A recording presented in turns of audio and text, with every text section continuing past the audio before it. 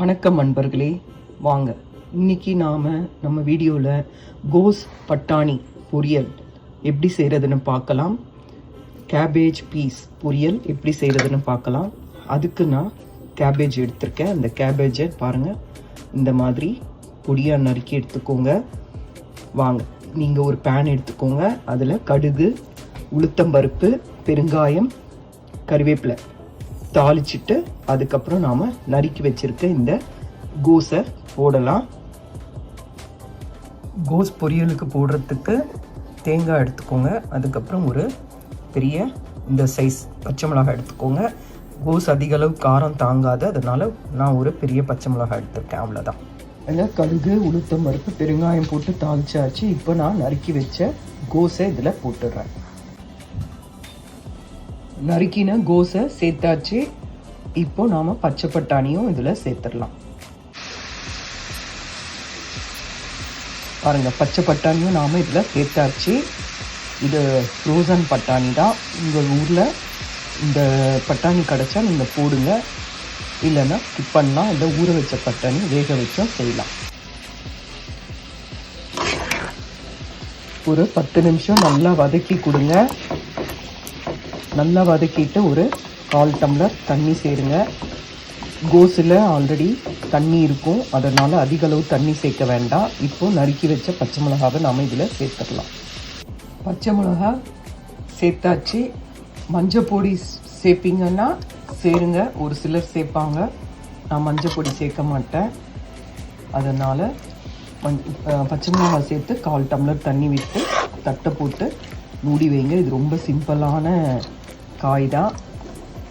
இந்த வத்த குழம்பு, அதுக்கப்புறமா ரசம், இதுக்கெல்லாம் ரொம்ப நல்லாயிருக்கும் கோஸ் பொரியல்.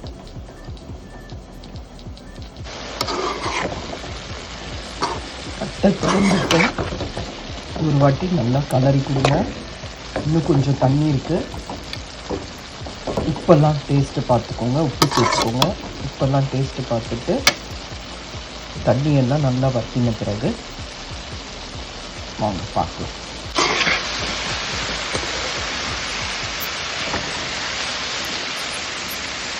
பாருங்கள்,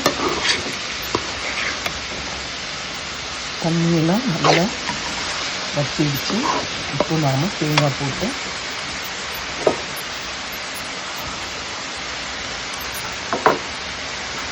ஒரு கலரிட்டு அடுப்பை உடனடியாக ஆஃப் பண்ணிடலாம். ரொம்ப நேரம் தேங்காய் போட்டு அடுப்பில் இருக்க வேண்டாம். கலரிட்டு ஊற்றிடலாம்.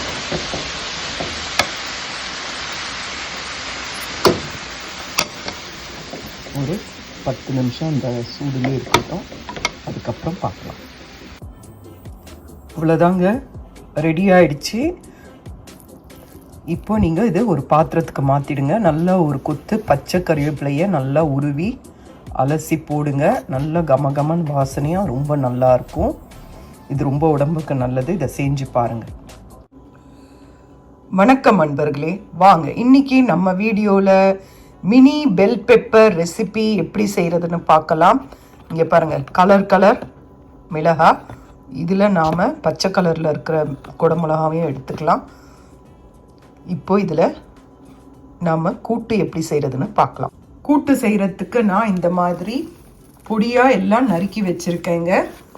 வாங்க அடுத்து என்ன பண்ணுறதுன்னு பார்க்கலாம். பிறகு இந்த கூட்டுக்கு ஒரு 1/4 கப் பைத்தம்பருப்பை வேக வச்சு எடுத்துக்கோங்க.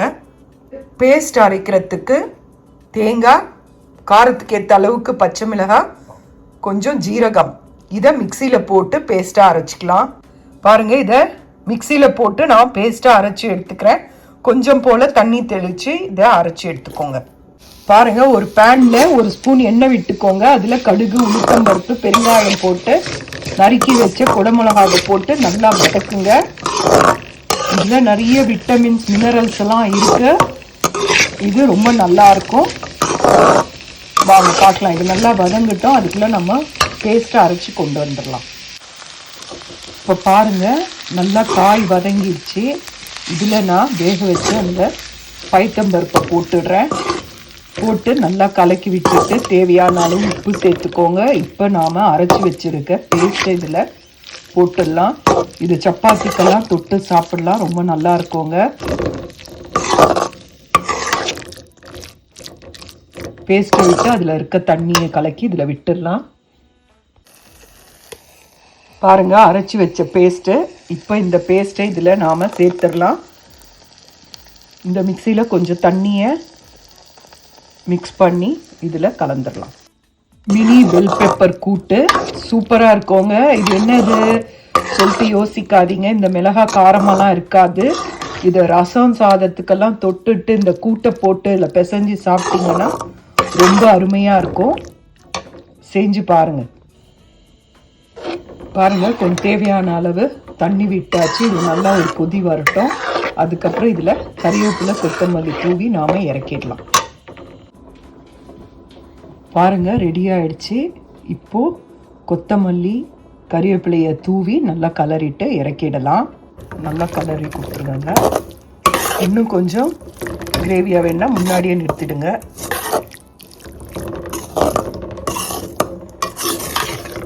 அவ்வளோதாங்க, ரெடி. கொஞ்சம் திக்காக வேணும்னா இந்த மாதிரி செஞ்சு சப்பாத்தி இதுக்கெல்லாம் தொட்டுக்கலாம். ரசம் சாதத்துக்கெல்லாம் சாப்பிட்டு பாருங்கள். வத்த குழம்பு சாதத்துக்கெல்லாம் ரொம்ப அருமையாக இருக்கும்.